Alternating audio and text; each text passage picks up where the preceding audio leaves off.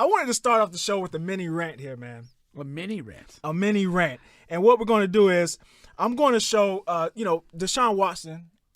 There's been some updates about Deshaun Watson. And I'm going to get to it. Let me play the video. This is his news release right before right after he was signed to the Browns. Just coming out talking about his situation a little bit, all right? Here we go. Yeah, I just first want to say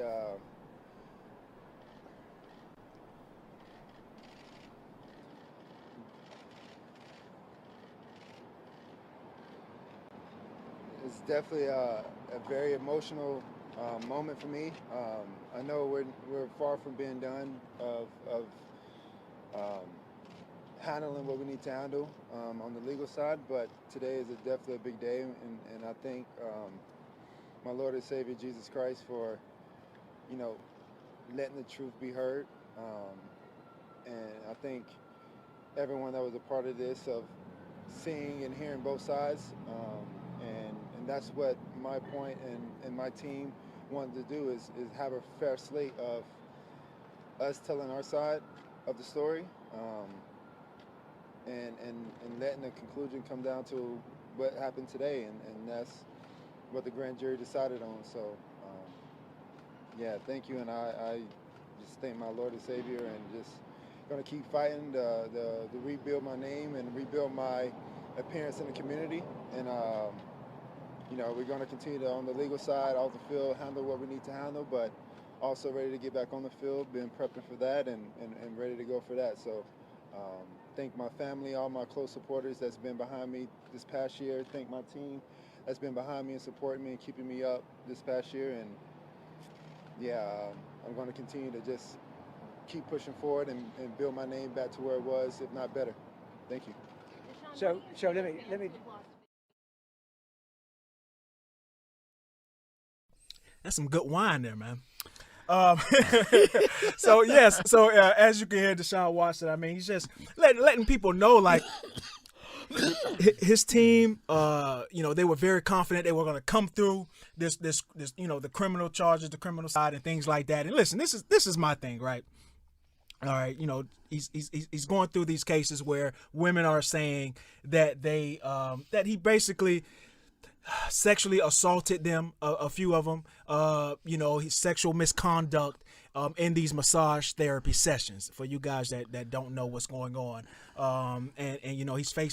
He's cleared the criminal charges. Now he's facing 22 civil lawsuits. And for you guys also that don't know, early on in the process, the lawyer who is representing a lot of these women, at least 20 plus, they came to him and said, hey, we can settle out of court, for a few $1 million. Okay. And 99.9% of athletes, that's what they do. They'll take that deal and settle outside of the court. But he was like, yo, I'm not doing that. I know I didn't do anything wrong at all. And this is my thing. If a man sexually assaults a woman, sexually abuses a woman, anything like that, they should be thrown in a max security prison, lock away the key. That's that's where it should go. Anybody, all right? But on the flip side of that, the women that are targeting these men who are high in stature, have money, whatever, and they fuck up their lives, something should happen to them too. Yeah. Because what happens is they go off into the abyss. The guy, because men that are in this position, they're guilty until proven innocent. And that's cool. I'm cool with that process. It's not right, but I'm cool with it because it's such a heinous charge. But as soon as you say, hey, he did this, he did that to me, and he's a famous person, he's going to lose endorsements. He's going to his whole life is going to get spunked around just like Deshaun spent a year on ice. You know what I mean? He didn't play at all last year while all this was simmering around. Yes. And the same with similar to Tory Lanez, all right, with the Meg Thee Stallion. Like, artists stopped fucking with him. He couldn't get a verse from another artist. People stopped writing him on Instagram. Like, a lot of just dumb shit. He lost endorsements, things like that. And what I'm saying is, if they are proven guilty, throw them away, mass security prison, and be done with them.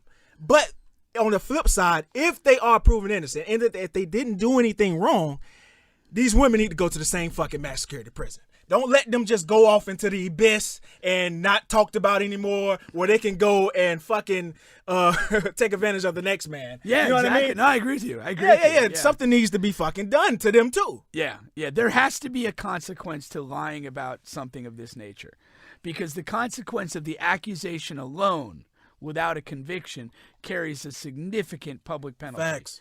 And then when you have these chicks who can just skate away from this on to the next, it's unacceptable. And it is a deterrent. It's, if you know that you put forth a false accusation and you could actually end up serving time, it changes the game. It will change the fucking game. I mean, it's the same issue we have with law enforcement. When they're able to brutalize people and kill people and not pay the consequence, not be held accountable for that, it perpetuates it over and over again. You know, when you start to see the consequence, I lose my career, I lose my pension, I lose my freedom. Now it matters. Now you have to think twice when you're doing this. Yeah. And, you know, for far too long, chicks have been fucking frivolous with impunity. Lock them up. Lock them up, man. Lose the key. That's my fucking, that's my proposition there, man. That's my proposition.